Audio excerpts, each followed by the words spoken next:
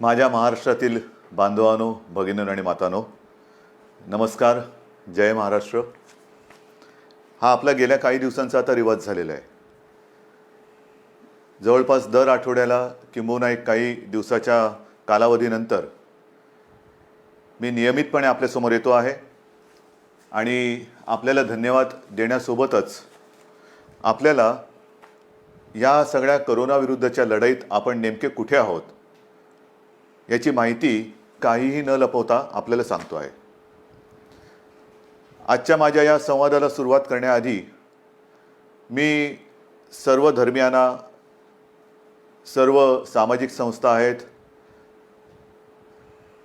राजकीय पक्षांना सुद्धा धन्यवाद देतो आहे, कारण त्यांचं गेल्या काही दिवसातलं सहकार्य हे अत्यंत चांगलं आणि उत्तम राहिलेलं आहे. साधारणतः होळी झाली आणि होळीनंतर कोरोनाची बोंबाबोंब सुरू झाली. त्याच्यानंतर जे काही आपल्या सगळ्यांचे उत्सव सणवार हे आले ते अत्यंत शांतपणाने आणि शिस्तीने, कुठेही गर्दी समारंभ उत्सव न करता आपण घरच्या घरी साजरे केले. आता 1-2 दिवसामध्ये ईद येते. ईदच्या तर शुभेच्छा माझ्या मुस्लिम समाजातील बांधवांना, माता भगिनींना तर मी आधी देतोच आहे, पण त्यांना देखील विनंती करतोय की आपणही सहकार्य करता आहात. ही परिस्थिती ही अनपेक्षित आणि कोणाच्याही ध्यानीमनी नसणारी, किंबहुना गेल्या अनेक वर्षात काही पिढ्यांनी न पाहिलेली अशी परिस्थिती संपूर्ण जग अनुभवते आहे. आणि म्हणून मी आपल्याला सुद्धा सांगतोय की 1-2 दिवसात जेव्हा आपला ईद आपण साजरा करणार आहात तेव्हा रस्त्यावरती न येता, कुठेही गर्दी न करता घरातल्या घरातून आपण आपली प्रार्थना करा. आणि त्या प्रार्थनेमध्ये संपूर्ण आपल्या राज्यासाठी, देशासाठी आणि जगासाठी लवकरात लवकर हे कोरोनाचं संकट नष्ट हो अशी सुद्धा आपण एक दुआ मागा. हे सगळं सहकार्याचं वातावरण असल्यामुळे आपण नेमकं लॉकडाऊन केला आणि त्यातनं काय साधलं याची कल्पना मी आपल्याला देतोय. काही जणांना अजूनही या परिस्थितीचं गांभीर्य लक्षात येतंय, म्हणजे मी तुमच्याबद्दल नाही बोलत, काही जणांचा अर्थ तुमच्या लक्षात आला असेल. पण आज जी मे महिन्याची तारीख आहे, म्हणजे मे महिन्याचा आता साधारणतः शेवटचा टप्पा, आपण त्या शेवटच्या टप्प्यात आलेलो आहोत. मार्च एप्रिलपासून हे संकट आपल्या अवतीभोवती फिरायला सुरू झालं आणि आत्ता आपण पाहतात की या कोरोनाच्या रुग्णांच्या संख्येत, म्हणजे पॉझिटिव्ह केसेसमध्ये अचानक थोडी वाढ झालेली आहे. मी याची कल्पना आपल्याला सुरुवातीपासून देत आलेलो आहे. हा जो विषाणू आहे हा गुणाकार करत जातो आणि या गुणाकाराला मर्यादा नाही आहे, तो त्याचा तोच ठरवतो.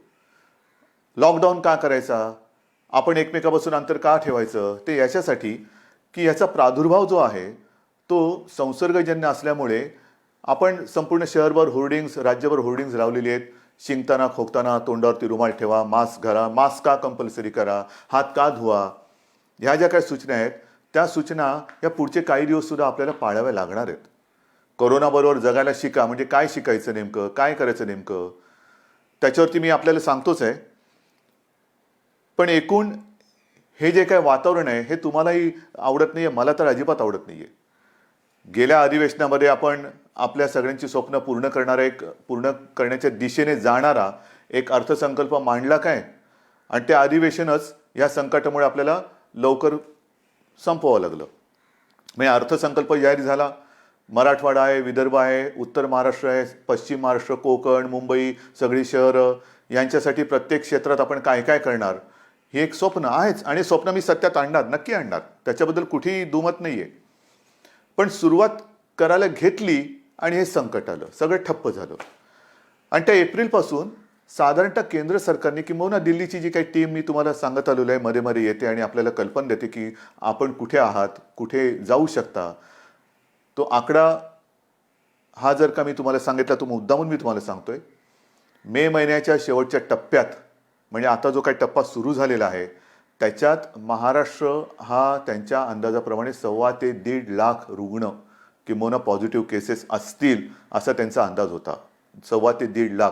म्हणजे मी 1.25 ते 1.5 लाख का म्हणतोय की मेचा अखेर जेव्हा येईल त्यावेळेला साधारणतः महाराष्ट्रात 1.5 लाख केसेस ह्या असू शकतील असा त्यांचा अंदाज हा त्यांनी व्यक्त केलेला होता. आणि हे काही त्यांनी उगाचच नाही सांगितलं, एक आपल्याला खबरदारी घेण्यासाठी म्हणून सांगितलं होतं की लक्षात घ्या की ज्या पद्धतीने हा गुणाकार होतो तो किमान 1.5 लाख रुग्ण हे तुमच्या महाराष्ट्रात तुमच्या राज्यात होऊ शकतात. ही त्यांनी एक मी भीती नाही म्हणत पण अंदाज व्यक्त केला होता. प्रत्यक्ष आज 23 तारखेला काय आहे स्थिती, म्हणजे मी म्हणून ते 1.25 ते 1.5 लाख का म्हटलं की 1.5 लाख जर मे अखेरीला होणार असतील तर आज 1.25 लाख व्हायला हवे. 1.25 लाख म्हटल्यानंतर आज मी मुद्दामून काही कागद घेऊनच बसलेलो आहे. आज आपल्या महाराष्ट्रामध्ये 33,786 ह्या पॉझिटिव्ह केसेस आहेत. 33,786. आता मी तुमच्याशी बोलत असताना खाली करायची स्क्रोल येत असेल की महाराष्ट्रामध्ये 47,190 रुग्ण आहेत. ही तफावत कशी? खाली तर स्क्रोल येतोय 47,000, मुख्यमंत्री म्हणतात 33,000. ह्याचं कारण असं की या 47,000 मध्ये अजूनही पहिल्या दिवशी जो पहिला रुग्ण सापडला तो धरला जातोय. पहिला रुग्ण म्हणजे जेव्हा आपल्याला कळलं की आपल्या राज्यात ह्या व्हायरसने शिरकाव केलेला आहे, तो रुग्ण बरा होऊन घरी गेला तरी देखील तो ह्याच्यात पकडला जातोय. मग 47,190 म्हटल्यानंतर आत्तापर्यंत 13,404 हे रुग्ण बरे होऊन घरी गेलेले आहेत. 13,000च्या आसपास बरे होऊन रुग्ण घरी गेलेत. म्हणजे 47 मी वरचे आकडेमोड नंतर म्हणजे तुम्ही बघा, पण 47 वजा 13,000 जवळपास 33,000 रुग्ण हे आज आपल्या महाराष्ट्रामध्ये. 1.25 लाख आणि 33,000, 1.25 लाख रुग्णांची शक्यता होती. तीच आज महाराष्ट्रामध्ये प्रत्यक्ष ॲक्टिव्ह केसेस ज्याला म्हणतो रुग्ण हे 33,786 आहेत. हे कशामुळे शक्य झालं? हे तुमच्यामुळे शक्य आहे. तुम्ही जी काय एक शिस्त पाळलीत, जी हिंमत दाखवली, अगदी तुमच्या मनाविरुद्ध असलं तरी, म्हणजे काही वेळेला मला आता हुकुमशाह झाल्यासारखं वाटते की अरे घर के बाहेर निकाल के देखता हूं तेरे को. हे असं नाही आहे. घराबाहेर धोका आहे म्हणून मी आपल्याला विनंती करतोय घरात राहा. तरी आजची आपली परिस्थिती आहे, वस्तुस्थिती आहे. याच्यामध्ये एकूण टेस्ट ज्या आपण घेतल्या त्या जवळपास 3.5 लाखाच्या आसपास टेस्ट या महाराष्ट्रात झालेल्या. 3,48,026. त्याच्यामध्ये 2,98,000 म्हणजे जवळपास 3 लाखाच्या आसपास हा आकडा आता तुम्हाला मी सांगितलंच. एवढे निगेटिव्ह आलेले आहेत. दुर्दैवाने याच्यात मृत्यू मात्र झालेत. जे व्हायला नकोच आहेत ते साधारणतः 1,577 मृत्यू झालेले आहेत. हा सगळा ठोकताळा हा आजचा आपल्या राज्याचा आहे. याच्यामध्ये काही चांगल्याही गोष्टी कशा आहेत की पूर्वी मी तुम्हाला सांगितलं होतं की लहान बालकं ही बरी होऊन घरी गेलेली आहेत. एक तर बातमी मी त्या आपल्या फोनवरती बीबीसीचं ॲप येतं ना, त्या ॲपमध्ये वाचलेली आहे की बीबीसीने कव्हर केले मुंबईमध्ये कोरोना पॉझिटिव्ह असलेल्या ज्या आपल्या भगिनी आहेत, ज्यांच्या आता गेल्या ह्या काळामध्ये प्रसूती झालेल्या आहेत, त्या पॉझिटिव्ह होत्या. मग त्याही आता बऱ्याचशा बऱ्या झाल्या. पण त्यांची बालकं ही कोविडमुक्त जन्माला आलेली आहेत. म्हणजे त्या बालकांना कुठेही कोरोनाची लागण झालेली नाही आहे. हा एक चमत्कार आहे निसर्गाचा. आणि हा चमत्कार जसा हा बालकांच्या बाबतीत आहे, मी काही दिवसांपूर्वी आपल्याला सांगितलं होतं की 84 वर्षाच्या आजीबाई बऱ्या होऊन घरी गेल्या. आता त्याच्याही पुढे आपण गेलोत. एक 90 वर्षाच्या आजी आपल्या मुंबईमध्ये बऱ्या होऊन स्वतःच्या पायाने पायी चालत म्हणजे गाडीत उतरल्यानंतर म्हणजे तशा घरी गेलेल्या आहेत. म्हणजे अत्यंत छोट्या बालकांपासून नवजात अर्भकांपासून ते 90 वर्षांच्या आजीबाईंपर्यंत सगळेजण कोविडचा मुकाबला यशस्वीपणाने करतायत. ही एक मोठी जमेची बाजू आहे. एक गोष्ट अजून मला सांगावीशी वाटते की ह्याच्या पुढची लढाई ही अधिक बिकट होणार. कारण हा गुणाकार आता जीवघेणा होणार आहे. आपल्याकडे काही केसेस वाढणार, जशा आत्तापर्यंत वाढलेल्या आहेत तशा येत्या काही काळामध्ये या केसेस आणखीन वाढण्याची शक्यता नव्हे तर थोड्या वाढतील. पण घाबरण्याचं कारण नाही आहे. आपण मोठ्या प्रमाणावरती आरोग्य सुविधा निर्माण करतो आहोत. म्हणजे राज्यात म्हणाल तर काही लाखांमध्ये आपण रुग्णशय्या त्याची व्यवस्था करतो आहोत. महाराष्ट्रामध्ये, मुंबईमध्ये, देशात काही राज्यांनी केलं असेलही, जगात काही देशांनी केलं असेलही, आपण इतर देशांकडे, इतर राज्यांकडे काय करतात बघण्यापेक्षा आपण काय करतो आहोत त्याच्यावरती लक्ष देणं जास्त गरजेचं आहे. गेल्या वेळेला मी जे सांगितलं की आपण फील्ड फील्ड हॉस्पिटल्स जसं बांद्रा कुर्ला कॉम्प्लेक्स आहे, गोरेगाव आहे, वरळी डोम आहे. डोमची तर यंत्रणा आपण जर का बघाल, म्हणजे बघायला जाऊ नका, पण ते माझा असा विचार आहे की या सगळ्याचं एक कुठेतरी रेकॉर्डिंग करून ठेवायला पाहिजे की कसं मुंबई आणि महाराष्ट्राने कसं या संकटाशी सामना केला, काय काय केलं. काही ठिकाणी तर आपण ICU बेड्स ह्या फील्ड हॉस्पिटलमध्ये करतो आहोत. आज जी काही थोडीशी एक म्हणजे व्हायला नको आहे, मी पुन्हा पुन्हा सांगतोय, एक रुग्णांची आबाळ होते अशा बातम्या येतात, होतं सत्य आहे. ह्याचं कारण हे संकट एवढं मोठं आहे की कोणाच्याही आकलनात किंबहुना त्याला समजण्याच्या आधी हे एवढं मोठं संकट आलेलं आहे. मग त्याच्यात साधारणतः एप्रिलमध्ये मी जे आपल्याला सांगू इच्छितो, एप्रिल एंडमध्ये आपल्याकडे जे हॉस्पिटल्स आहेत त्याच्यात 1000च्या आसपास बेड्स होते. आज आपण ही हॉस्पिटल्स आणि फील्ड हॉस्पिटल ह्यांची जर का एकत्रित संख्या मोजली तर मे अखेरीस आपण किमान 14,000 म्हणजे आत्ता फील्ड हॉस्पिटलमध्ये 3,000 म्हणजे जवळ आत्ता 7,000 बेड्स आपल्याकडे उपलब्ध आहेत, पण पुढच्या महिन्यात 13,000 ते 14,000 बेड्स हे हॉस्पिटल्समध्ये आपण उपलब्ध करून देऊ शकतो. आता हे बेड्स कसे असतील तर मी मागे आपल्याला सांगितलं होतं की साधारणतः 3 टप्प्यात आपण करतोय. जसं क्वारंटाईन आयसोलेशन हा एक भाग आहे, तसंच जे एसिम्प्टोमॅटिक आहेत, काही जणांना ऑक्सिजनची गरज लागते, व्हेंटिलेटर नाही, ऑक्सिजन. हा सगळा जो काय आपण काळ 2 महिन्याचा अनुभवलेला आहे त्याच्यात एक गोष्ट लक्षात आलेली आहे की जास्तीत जास्त रुग्णांना हे व्हेंटिलेटरपेक्षा ऑक्सिजनची गरज लागते. आणि हे जे काय आपण बेड्स किंवा रुग्णशय्या या उपलब्ध करत आहोत, त्यांची व्यवस्था करत आहोत राज्यभर, मुंबईमध्ये पण, त्याच्यात जास्तीत जास्त बेड्सना ऑक्सिजनची सुविधा आपण देत आहोत, जास्तीत जास्त, अगदी फील्ड हॉस्पिटलमध्ये सुद्धा. काही ठिकाणी तर आपण फील्ड हॉस्पिटलमध्ये ICU बेड्सची व्यवस्था करतो आहोत. हे केवळ आपण महाराष्ट्रामध्येच करू शकतो असा मला आत्मविश्वास आहे. अनेक जण पुढे येत आहेत, डॉक्टर्स पुढे येत आहेत, नर्सेस पुढे येत आहेत. हा सगळा टप्पा आपण ओलांडत असताना 1-2 महिन्यापूर्वी मी तुम्हाला आवाहन केलं होतं की तेव्हा रक्ताचा पुरवठा, थोडासा रक्ताचा साठा आपल्याकडे कमी झाला होता. अनेक जण पुढे आले, रक्तदाते पुढे आले, त्यांनी रक्तदान केलं. ते रक्तदान केल्यामुळे आजपर्यंत आपण विनासायास ह्या सगळ्या उपचार पद्धतीमध्ये रक्ताचा पुरवठा, मग कोविडचे पेशंट आले, नॉन कोविड पण आले, त्यांना देऊ शकलो. पण आता पुन्हा एकदा रक्तदानाची गरज आहे, कारण आज आपल्याकडे साधारणतः पुढचे 8 ते 10 दिवस पुरेल एवढा रक्तसाठा आहे. म्हणून मी तमाम रक्तदात्यांना एक नम्र आवाहन करतो आहे. गेल्या वेळेला आपल्याला थांबवावं लागलं होतं की आता आहे आपल्याकडे पुरेसा रक्तसाठा झालेला आहे, आता रक्तदान करू नका. आता मला पुन्हा आपल्याला महाराष्ट्राला रक्तदानाची गरज आहे, रक्ताची गरज आहे. आणि महाराष्ट्राचं रक्त काय असतं, महाराष्ट्राच्या रक्तामध्येच संकटाविरुद्ध लढण्याची जिद्द कशी आहे ती आपल्याला पुन्हा एकदा दाखवायची आहे. म्हणून पुन्हा एकदा रक्तदान करण्याची आवश्यकता आहे, रक्ताची आवश्यकता आहे. त्याच्याबद्दल मी आपल्याला विनंती करतो आहे की ज्यांची रक्तदान करण्याची इच्छा आहे त्यांनी पुन्हा एकदा पुढे यावं, रक्तदान करावं आणि आपल्या पुढच्या ह्या सगळ्या कदाचित कोरोना पॉझिटिव्ह होऊ शकणाऱ्या आणि इतर सुद्धा जे नॉन कोविड पेशंट आहे त्यांना लागणारी रक्ताची आवश्यकता ही पूर्ण करावी. हे आरोग्याच्या बाबतीत झालेलं आहे. कारण एक महत्त्वाचा मुद्दा, आपल्याला आता पुढे पावसाळा पण येतोय. काल सुद्धा मी आपल्या डॉक्टरांशी व्हिडिओ कॉन्फरन्स केली. त्या व्हिडिओ कॉन्फरन्समध्ये पाऊस म्हटल्यानंतर पावसाचे साथीचे आजार आले, पावसाचे इतर काही सगळ्या गोष्टी आल्या. उन्हाळ्यामध्ये एक वेगळी साथ येत असते, पण ती साथ ह्या वेळेला आली नाही. आपल्या सहकार्यामुळे थ्रोट इन्फेक्शन असेल, उन्हाळी सर्दी असेल, ताप असेल, ही साथ तशी आली नाही. पावसाळ्यामध्ये पुन्हा एकदा खबरदारी घ्यायची. उगाचच भिजणं, उगाचच पावसात मजा करणं, तूर्त काही दिवस ह्या गोष्टी टाळायला पाहिजेत. शक्यतोवर सगळ्याच रोगराईपासून आपल्याला लांब राहण्याची गरज आहे. मग स्वच्छ पाणी पिणं, पाणी उकळून पिणं, या गोष्टी त्या अनुषंगाने आल्याच. पण इतर ह्या सगळ्या आजारांपासून लांब राहणं म्हणजेच कोरोनापासून लांब राहणं आहे. एक गोष्ट मी जी तुम्हाला सतत एक गोष्ट म्हणता एक गोष्ट सांगतो, तुम्ही म्हणाल्याची गोष्ट संपते की नाही कधी. तर ह्या सगळ्या काही दिवसांमध्ये अनुभवाला आलेल्या गोष्टी आहेत.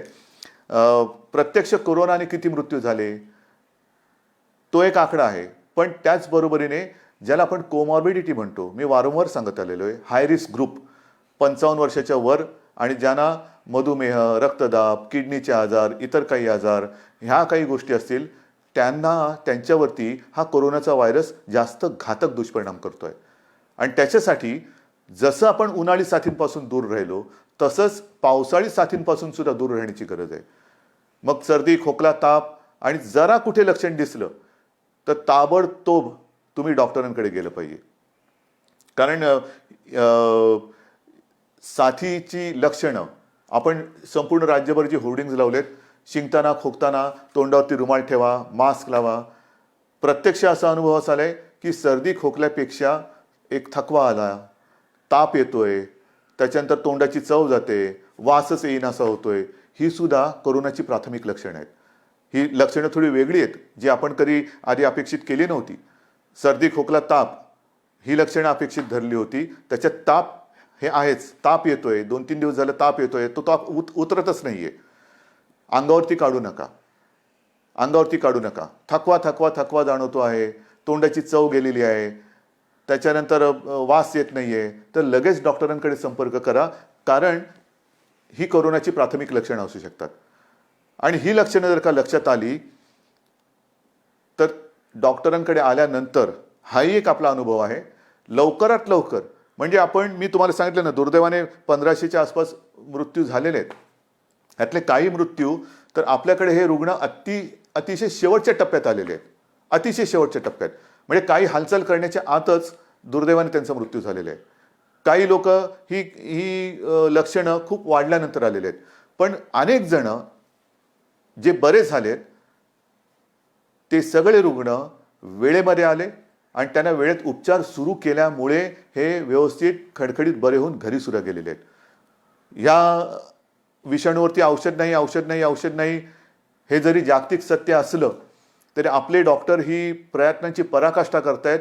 त्या सगळ्या डॉक्टरना, या आपल्या युद्धातल्या सैनिकांना जेवढे आपण धन्यवाद देऊ तेवढे थोडे आहेत. वेगवेगळे प्रयोग करतायत, जगभरात सगळ्या डॉक्टरांशी बोलतायत, एकमेकाचे अनुभव एकमेकाशी शेअर करतायत.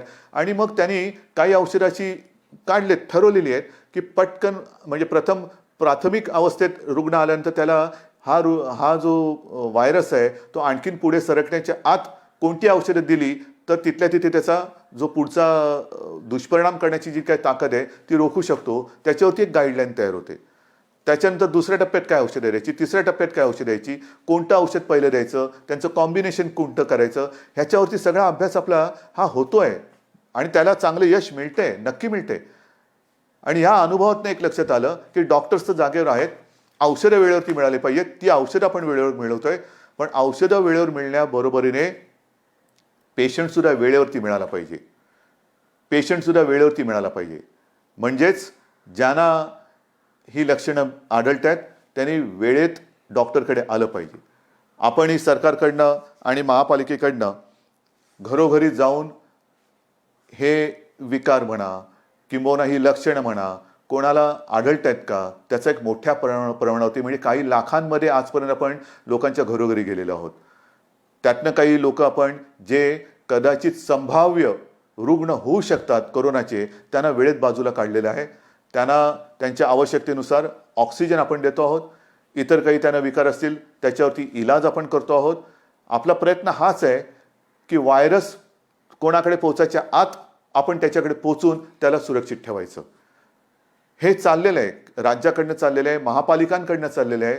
मला खरंच एका गोष्टीचा एक अभिमान आहे की जसं मी आपल्याशी ह्या सगळ्या गोष्टी बोलतोय तसं खास करून ग्रामीण भाग, मग माझा विदर्भ आहे, माझा मराठवाडा आहे, माझा उत्तर महाराष्ट्र आहे, पश्चिम महाराष्ट्र आहे, कोकण आहे, शहरं तर आहेच आहे, या सगळ्यांनी खूप जिद्दीने या लढाईत उतरलेले आहेत, खूप जिद्दीने. विशेषतः विदर्भ आहे, मराठवाडा आहे. ह्याचा प्रादुर्भाव मराठवाड्यात एक संभाजीनगर ते सुद्धा आता आटोक्यात येते. उत्तर महाराष्ट्रामध्ये मालेगाव ते सुद्धा आता आटोक्यात येते. सुरुवातीला लक्षात येत नाही हे काय होतं, याला सारा ताप तर येतोय, पण समोर काही घटना घडल्या, समोर मृत्यू दुर्दैवाने घडल्यानंतर लक्षात येतं अरे हे गंभीर आहे, ह्या सारंसुद्धा ताप नाही आहे, सारंसुद्धा खोकला नाही आहे. मग डॉक्टरकडे गेलं पाहिजे, डॉक्टर काय म्हणतात ते ऐकलं पाहिजे. आपल्याला वेगळं विलगीकरण कक्षात राहायला पाहिजे, अलगीकरण कक्षात राहायला पाहिजे. हॉस्पिटल्स ही वेगळी केलेली आहेत, कोविड आणि नॉन कोविड असाही विभाग केलेला आहे. पण हा सगळा जो ग्रामीण भाग आहे त्याच्यामध्ये आजही या सगळ्या लोकांनी हा कोविडचा प्रादुर्भाव अतिशय जिद्दीने हा मर्यादित ठेवलेला आहे. म्हणजे मी काल सहज एका परदेशात असलेल्या आपल्या हिंदुस्थानी डॉक्टर, मराठी डॉक्टरशी बोललो. तो आपला मूळचा ग्रामीण भागातला, मला वाटतं जळगाव वगैरेच्या तिथल्या भागातले आहेत. त्यांच्याशी मी बोलत असताना त्यांना विचारलं, डॉक्टर साहेब तुमच्या देशात काय चाललेलं आहे? त्यांनी त्यांच्या देशातली परिस्थिती सांगितली आणि मला असं सांगितलं की उद्धवजी, आपला महाराष्ट्र ज्या पद्धतीने लढतोय ही फार एक अभिमानाची गोष्ट आहे. आणि त्यांनी ग्रामीण भागात चौकशी केली, उत्तर महाराष्ट्रामध्ये केस सापडल्यानंतर लगेच आपण काय उपाययोजना करतो, कसं सगळं ते प्रतिबंधित क्षेत्र किंवा काय कसं करतो. ते म्हणाले असे प्रयत्न हे फार महत्त्वाचे आहेत आणि हे प्रयत्न आपण करतो आहोत, म्हणून हा 1.25 ते 1.5 लाखाचा आकडा जो अपेक्षित किंवा अंदाजित होता तो आपण ह्या 33,000 किंवा काय जो मगाशी आकडा सांगितला तोपर्यंत आपण नियंत्रित ठेवू शकलो. हे सगळेजण तुम्ही हे खरे योद्धे आहात. मग काही जण असं म्हणतात की तुम्ही पॅकेज का नाही दिलं, पॅकेज द्यायला पाहिजे, हे द्यायला पाहिजे, ते द्यायला पाहिजे. अहो सगळं काही देतो. पहिलं जे संकट आपल्या डोक्यावरती घोंगावतं आहे ते आरोग्याचं संकट आहे. आरोग्यविषयक जोपर्यंत आपण सुविधा करत नाहीत किंवा आपण उपाययोजना करत नाही तोपर्यंत पॅकेज, आजपर्यंत खूप पॅकेजेस वाटले गेले हो. किती पॅकेजेस आली वाटतात, लाखो कोटींची पॅकेजेस आणि पॅकेजेस. वरती सगळं छान पॅकेज असतं, आपल्याला वाटतं काय पॅकेज आलेलं आहे, उघडल्यानंतर रिकामा खोका, आतमध्ये काहीच नाही आहे. हे अशा पोकळ घोषणा करणारं सरकार आहे, आपलं महाविकास आघाडीचं सरकार नाही आहे. आज आपण ज्या काही गोष्टी करतो आहोत, गोरगरिबांना, ज्यांच्याकडे रेशन कार्ड नाही त्यांना धान्य देण्याची योजना अनेकदा सांगितल्यानंतर केंद्राने मान्य केली. केंद्राला मी धन्यवाद देतो. ज्यांच्याकडे रेशन कार्ड नाही त्यांचं काय होणार, त्यांना धान्य देण्याची योजना आलेली आहे. त्यांना इतके दिवस आपण शिजवलेलं अन्न देत होतो, तो अजूनही काही ठिकाणी चालू आहे. शिवभोजन योजना, रोजच्या आपल्या लाखाच्या वरती रोज ज्या 10 रुपयामध्ये आपली शिवभोजन योजना होती थाळी, ती 5 रुपयात देतोय. काय कोणतं पॅकेज आहे? ही पॅकेजच्या पलीकडची गोष्ट आहे. पहिल्यांदी अन्न मिळणं ही फार महत्त्वाची गोष्ट आहे. धान्य मिळणं ही फार महत्त्वाची गोष्ट आहे. उपचार मिळणं ही फार महत्त्वाची गोष्ट आहे. या सगळ्या ज्या काही आपण योजना करतोय त्या सर्वांसाठी करतोय, सर्व वर्गांसाठी करतोय. ह्या गरिबांसाठी करतोय, मध्यमवर्गीयांसाठी करतोय, श्रीमंतांसाठी करतोय. कारण ही आपली परिस्थिती जरी गोरगरीब अशी असली तरी व्हायरस कोणालाच ओळखत नाही. मग जसं रेशन कार्ड नसलेल्यांकडे आपण धान्य देतो आहोत, तर रेशन कार्ड ज्यांच्याकडे नाही त्यांनी उपचार कसे करायचे? कारण त्यांच्यात हे नव्हतं. मग आपली महात्मा ज्योतिराव फुले जी विमा योजना आहे त्याच्यात आपण आता 100% लोकांना आपण ज्या नोंदणीकृत आपली हॉस्पिटल्स आहेत त्या हॉस्पिटल्समधनं 100% मोफत उपचार हे या सगळ्यांना करून देणार आहोत. काय पॅकेज आहे? कोणतं पॅकेज आहे? घोषित करायचं, जाहिरात करायची का प्रत्यक्ष काम करायचं? आपण देतो आहोत. आजपर्यंत मी तुम्हाला सांगितलं की साधारणतः 5.5 ते 6 लाख परप्रांतीय मजुरांची आपण 3 वेळाच्या अन्नाची सोय करत होतो. 5.5 ते 6 लाख. किती खर्च झाला? आहे पॅकेज केलं. या सगळ्या राज्यातल्या मजुरांना, इतर राज्यातल्या मजुरांना आपण जा नाही सांगितलं, पण त्यांनाच घरी जायचं होतं. मग घरी जायचं तर कसं करायचं? केंद्राने जाहीर केलं. आपण त्यांच्याकडे ट्रेन्स मागत होतो, लॉकडाऊनच्या आधी ट्रेन्स मागत होतो की इतर राज्यातले जे काही मजूर आहेत ते इकडे थांबायला तयार नाहीत, त्यांना घरी जाण्याची परवानगी द्या, आम्हाला ट्रेन्स द्या, आम्ही खर्च करतो, त्यांना जाऊ द्या. दुर्दैवाने किंवा काही कारणं असतील त्यावेळेला ती परमिशन मिळाली नाही. आता हे संकट वाढल्यानंतर त्यांना परवानगी दिली गेली. कारण ते सुद्धा फार ते भीषण चित्र होतं. ही साधी लोक रस्त्यावरनं आपल्या कुटुंब काबिल्यासह चालत. ऊन आहे आणि सोयी सगळीकडे कुठे, निर्जन रस्त्यावरती सोयी सुविधा कुठून असणार? मग रस्त्यावरनं कोण चाललेले आहेत, रुळाच्या पटरीवरनं कोण चाललेले आहेत. पण आता केंद्राने जी सोय केल्यानंतर केंद्र सरकार 85% पैसे आपल्याला त्यांनी जाहीर केले ते मिळतील. जसे आजपर्यंत मिळाले तसे तेही मिळतील. पण राज्याने आत्तापर्यंत 481 ट्रेन्स 5 मे ते 23 मे या काळामध्ये सोडलेल्या आहेत. रोज सोडतोय. मी तुमच्याशी बोलतोय त्याही वेळेला कुठली तरी एखादी ट्रेन निघाली असेल. आणि या प्रवासी मजुरांची ही संख्या आहे ही 6 ते 7 लाखाच्या आसपास आजपर्यंत त्यांची आपण सोय केलेली आहे. 6 ते 7 लाखापर्यंत. आणि याच्यासाठी राज्य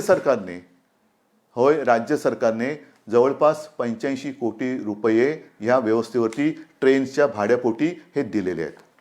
हे पॅकेज आहे, पण 85 कोटी रुपये दिलेले आहेत. म्हणजे 85 कोटी आणि वरचे तर मी काय वाचत नाही, पण 85 कोटी आणि काही लाख रुपये दिलेले आहेत. आपण रोज 80 ट्रेनची मागणी करतोय, रोज 80 ट्रेनची मागणी करतोय की आम्ही सोय करायला तयार आहोत, आम्हाला ट्रेन्स द्या. पण रोजच्या 30 ते 40 म्हणजे अर्ध्या ट्रेन्स आपल्याला रोज मिळत आहेत. अर्ध्या 80 ट्रेन्स आपण रोज मागतोय, पण 30 ते 40 मिळत आहेत. ट्रेन्स आपली क्षमता आहे, तुम्ही ट्रेन्स आम्हाला द्या. आम्ही आमच्याकडनं सगळ्या ह्या मजुरांची आता आपण नीट व्यवस्था केलेली आहे, त्यांना व्यवस्थित त्यांची नोंदणी करून अत्यंत चांगल्या पद्धतीने, आणि ते सुद्धा घरी परत जाताना आपल्या राज्य सरकारचा जय जयकार करत जात आहेत, महाराष्ट्र सरकार जिंदाबाद. कारण त्यांची आपण इकडे नीट सोय केली. घरी जाण्याची त्यांना मी जे आपण वचन दिलं होतं त्या वचनाप्रमाणे त्यांना घरी पाठवायची सुरुवात केलेली आहे. पैसे त्यांच्याकडनं तिकीट घेतलेलं नाही. सुरुवातीच्या काळामध्ये काही कळत नव्हतं म्हणजे केंद्राकडनं काय येईल, यांच्याकडनं काय येईल, पण त्याची वाट न बघता आपण खर्च केलेला आहे. एस टीने सुद्धा फार महत्त्वाचं काम केलेलं आहे. कारण हे सगळे जे काही लोक होती रस्त्याने निघाले होते, त्यांना कल्पनाच नव्हती. जसं एक तो झाला ना जालन्याच्या आसपास, एक तो लोकर ती मजूर रुळावरतीच त्यांना डोळा लागला आणि त्यांच्या अंगावरनं मालगाडी गेली. कारण रस्त्यावरनं जाता येत नाही, भुसावळला जायचं आहे, रस्ता कसा कळणार, रुळावरनं चला. तर अशी दिशाहीन एक भटकंती चाललेत. त्या सगळ्यांना आपली एस टी जी आहे, एस टीला ह्यांना सुद्धा सगळ्यांनी मी धन्यवाद देतो. त्या रस्त्यावरनं जाणाऱ्या लोकांना तिथे त्यांनी उचलून त्यांना ज्या स्टेशनवरती जायचं होतं त्या स्टेशनवरती आपण सोडतो आहोत. काही लोकांना तर एस टीमधून परराज्यामध्ये आपण नेतो आहोत. म्हणजे इथे ट्रेनने तर जातातच आहेत, एस टीतून जात आहेत. पण ही सुद्धा संख्या किती आहे? एस टी बसेसच्या आजपर्यंत साधारणतः 5 मे ते 23 मे पर्यंत 32,000 फेऱ्या झालेल्या आहेत. 32,000 फेऱ्या. त्याच्यात जसं ट्रेननी काही लाख 7-8 लाख लोक ही आपण पाठवलेली आहेत, तसं एस टीच्या माध्यमातून आपण 3,80,000 मजुरांना स्टेशनपर्यंत नाही तर त्यांच्या राज्यापर्यंत आपण पोहोचवलेलं आहे. 3,80,000. आणि ह्याही वरती साधारणतः शासनाचा खर्च हा 75 कोटीचा आपण आत्तापर्यंत केलेला आहे. 75 कोटी. कुठलं पॅकेज पाहिजे तुम्हाला? पॅकेज पाहिजे इतर देशातनं सुद्धा आणि आता इतर राज्यातनं हवाई मार्गे आपल्याकडे काही विद्यार्थी येत आहेत, काही अडकलेले आपली लोक येत आहेत. ह्या सगळ्यांची सोय आपण करतोय. त्यांना बाहेरून येणाऱ्यांना आपण क्वारंटाईनची सोय करतोय. 7 जूनपर्यंत आणखीन 13 फ्लाईट्सने महाराष्ट्रामध्ये वेगळी नागरिक आणखीन येत आहेत. आजच सकाळी माझं आपले पुरी आहेत म्हणजे केंद्रीय सिव्हिल एव्हिएशनचे मिनिस्टर, त्यांच्याशी बोलणं झालं. आणि त्यांच्याबरोबर सुद्धा बोलताना मी त्यांना तेच सांगितलं की जरा आम्हाला एक अंदाज घेऊ द्या. आम्हाला कोणालाही काही लॉकडाऊन 5 वर्ष आमच्या सरकारने काय केलं, लॉकडाऊन केला हे नाही, हे काय अभिमानाची गोष्ट नाही आहे. आम्हाला हे सगळं सुरू करायचं, उलटं वाढवायचं चांगलं. पण ते वाढवताना खबरदारी घेऊन आम्हाला करायचे. त्याच्यामुळे नेमकं प्रवासी येणार ते कसे येणार, त्यांची खबरदारी तुम्ही काय घेणार, आम्ही काय घ्यायची. एअरपोर्ट सुरू करायचं म्हणजे एअरपोर्टला लागणारा कर्मचारी वर्ग किती लागणार, ह्या सगळ्या गोष्टी आपल्याला करायच्या आहेत, नक्कीच करायच्या आहेत. आताचा जो काय सीझन आपला हा सुरू होतोय तो सीझन एकतर शेतीचा होतोय आणि शिक्षणाचा होतोय. शिक्षणाचा सुद्धा समजा आपण अगदी जूनमध्ये शाळा सुरू करतो की नाही करू शकतो आहोत, कॉलेजेस सुरू करतो की नाही करू शकतो आहोत, ह्याच्यासाठी सुद्धा एक अभ्यास गट करून त्यांच्याबरोबर सुद्धा आपला सगळा विचारविनिमय करून त्याही बाबतीत आपण निर्णय घेतो आहोत, नक्की घेणार. शाळा समजा थोड्या पुढे गेल्या तरी शिक्षण कसं चालू ठेवता येईल तेही बघतोय. अंतिम वर्षाच्या विद्यार्थ्यांच्या परीक्षेचं काय करणार आहे तोही महत्त्वाचा निर्णय. पण एक गोष्ट नक्की की या विद्यार्थ्यांनी आणि त्यांच्या पालकांनी कुठेही अस्वस्थ होऊ नये. तुमच्या सगळ्यांच्या भवितव्याची चिंता ही महाराष्ट्र सरकारला आहे. आणि अंतिम वर्षाच्या विद्यार्थ्यांच्या परीक्षेचा निर्णयसुद्धा लवकरात लवकर हा अत्यंत व्यवस्थितपणाने आपण घेतो आहोत. तुम्ही काळजी करू नका. सगळ्या गोष्टी आहेत, एका बरोबर एक गोष्टी आपल्या सगळ्याकडे येत आहेत. त्याच्यात कुठेही कुचराई होणारच नाही, अजिबात होणार नाही आहे. महाराष्ट्राचं अर्थसंकल्प आपलं अर्थचक्र त्याच्याबाबत काय करणार हे मी तुम्हाला सांगितलेलं आहे की जवळपास 50,000 उद्योग हे आपले सुरू झालेले आहेत. त्याच्यामध्ये अनेक मजूर हे कामावरती आलेले आहेत. रोजगार हमी योजना त्याच्यामध्ये सुद्धा काही लाखांमध्ये मजूर हे काम करायला त्यांनी सुरुवात केलेली आहे. भिवंडी आणि मालेगाव इथला यंत्रमाग सुरू करायला आपण परवानगी दिलेली आहे. त्याच्यानंतर एस टी बसेसची जी सेवा आहे ती जिथे जिथे ग्रीन झोनमध्ये जे जिल्हे हे ग्रीन झोनमध्ये आहेत त्यांना तूर्त जिल्ह्यातल्या जिल्ह्यात आपण एस टीची सेवा सुरू करायला परवानगी दिलेली आहे, जिल्ह्यातल्या जिल्ह्यात. त्याच्यामुळे ती सुरू करतो आहोत. माल वाहतूक तर सुरू आहेच, पण जसं परराज्यातील कामगार किंवा परराज्यातील लोक आपण पाठवले, मी गेल्याही वेळेला उल्लेख केला होता, माझ्या राज्यातली लोक, आपल्या राज्यातली लोक, विदर्भातली आहेत, मराठवाड्यातली आहेत, उत्तर महाराष्ट्र, सगळीकडचेच, कोकणातली आहेत, तुम्ही त्यांना पाठवून देता, आम्हाला का नाही पाठवणार? तुम्ही तर आपले आहात, तुम्हाला मी प्रेमाने आणि हक्कानेच सांगणार, कारण माझा हक्क आहे तुमच्यावरती, तुमचा हक्क आहे माझ्यावरती. तुम्ही सगळेजण तुमच्या आशीर्वादानेच हे तुमच्यासाठी आम्ही करू शकतो आहोत.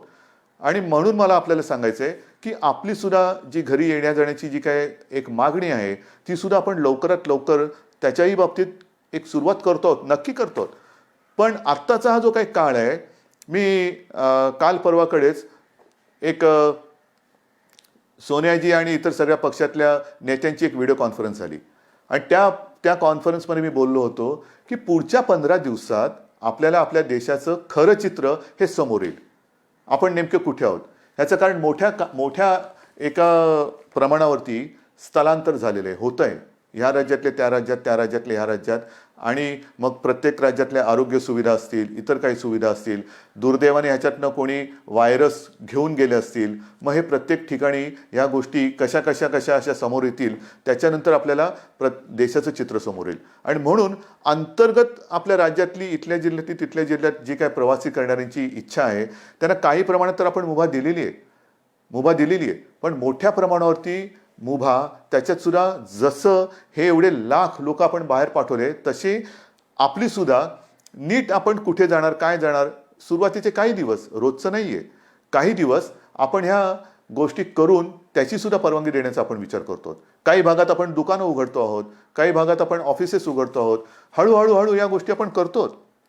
म्हणून अर्थचक्र हे मागेही तुम्हाला सांगितलं की 50,000च्या आसपास उद्योग सुरू झालेत, 70,000च्या आसपास आपण उद्योग सुरू करायला परवानगी दिलेली आहे, पण प्रत्यक्ष 50,000 सुरू झालेत आणि 6 लाख कामगार हे राज्यभरात हे कामावरती रुजू झालेले आहेत.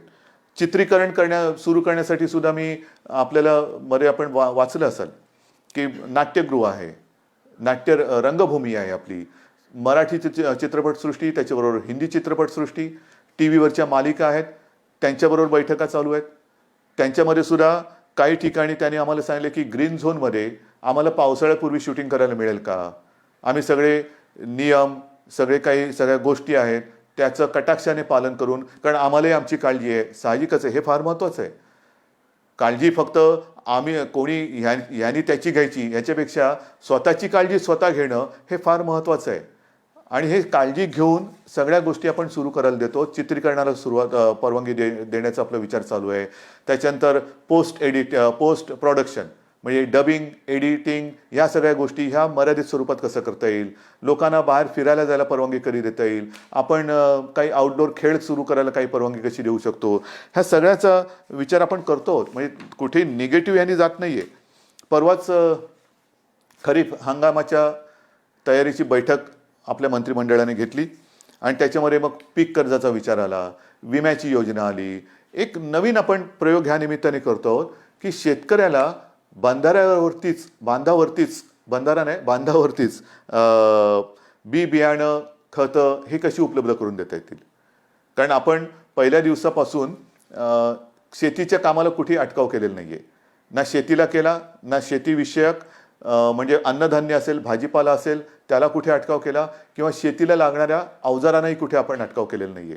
तर शेती ही चालू राहिलीच पाहिजे. अन्नधान्य याचा एक पुरवठा, जगामध्ये कोणतेही संकट आलं तरी शेवटी 2 घासे लागणारच, आणि त्याच्यासाठी आपण त्यांना कुठेही अटकाव केलेला नव्हता. तर शेतकऱ्याची सुद्धा खबरदारी हे आपण घेतो आहोत. कापूस खरेदी हा सुद्धा महत्त्वाचा विषय अनेक जणांनी मांडला. कापूस खरेदीचं काय, आजपर्यंत आपण साधारणतः 75 ते 80% कापूस खरेदी ही केलेली आहे, नक्कीच केलेली आहे, अजूनही ही चालू आहे, बंद नाही केलेली. मग कापूस खरेदी जशी सुरू आहे, जसं विदर्भ, मराठवाडा आणि उत्तर महाराष्ट्रातले माझे सगळे शेतकरी ह्याच्यात जास्तीत जास्त कापूस उत्पादक आहेत, त्यांची जशी आपण एक हे बघतो आहोत, तसं दूध काय करणार, दुधाचं काय करणार, इतर अन्नधान्य जे काय आहे, मका असेल, इतर असेल, काही असेल, हे कसं करणार, त्याच्या बाबतीत म्हणजे पूर्ण विचार करतो आहोत. शिक्षणाच्या बाबतीत करतो आहोत, कृषीच्या बाबतीत करतो आहोत, अर्थ खात्याच्या बाबतीत करतो आहोत आणि हे करताना आरोग्याचा विचारसुद्धा आपण करतो आहोत, कारण तो महत्त्वाचा आहे. तो महत्त्वाचा आहे. आपण मागे मी तुम्हाला सांगितलं होतं सर सलामत तो पगडी 50. तर पहिलं आपण शाबूत राहायला पाहिजे, त्याच्यानंतर पुढच्या गोष्टी करू शकतो. काही ठिकाणी आरोग्य सुविधा आपल्याला वाढवायला लागतात. इतरत्र महाराष्ट्रामध्ये आपण त्याच्या परवानग्या दिलेल्या आहेत. विदर्भात आहे, मराठवाड्यात आहे, उत्तर महाराष्ट्रात, म्हणजे टेस्टिंग लॅब, टेस्ट करण्यात चाचणी केंद्र ही वाढवतो आहोत आणि त्यांना तशा सुविधा आपण वाढवून देत आहोत. कोकणामध्ये सुद्धा रत्नागिरीत ह्या टेस्ट लॅबसाठी आपण परवानगी दिलेली आहे. त्याच्यासाठी तिकडे मी मागे कोकणात गेलो होतो. सिंधुदुर्गामध्ये मी बोललो होतो की व्हायरॉलॉजी लॅब ही लवकरात लवकर आपण स्थापन करू. तर त्या लॅबला सुद्धा आणि ह्या टेस्टिंगसाठी सुद्धा आपण परवानगी दिलेली आहे. म्हणजे कोकणात सुद्धा आपण ही गोष्ट करतो. एकूणच काय तर सगळीकडे ह्या गोष्टी सर्व बाजूने करतोय. धान खरेदी सुद्धा त्याच्याही बाबत संपूर्ण खरेदी करणार. काही कोणाला आम्ही वारंवार नाही सोडत. धानाचं असेल, मक्याचं असेल, याचा असेल, त्याचा असेल, सगळ्या शेतकऱ्यांना आपण आधार देतो आणि आधार देणार आहोत. हे आत्तापर्यंत सगळं तुम्हाला मी सांगितलेलं आहे. कुठेही कोणालाही आपण वाऱ्यावर सोडत नाही.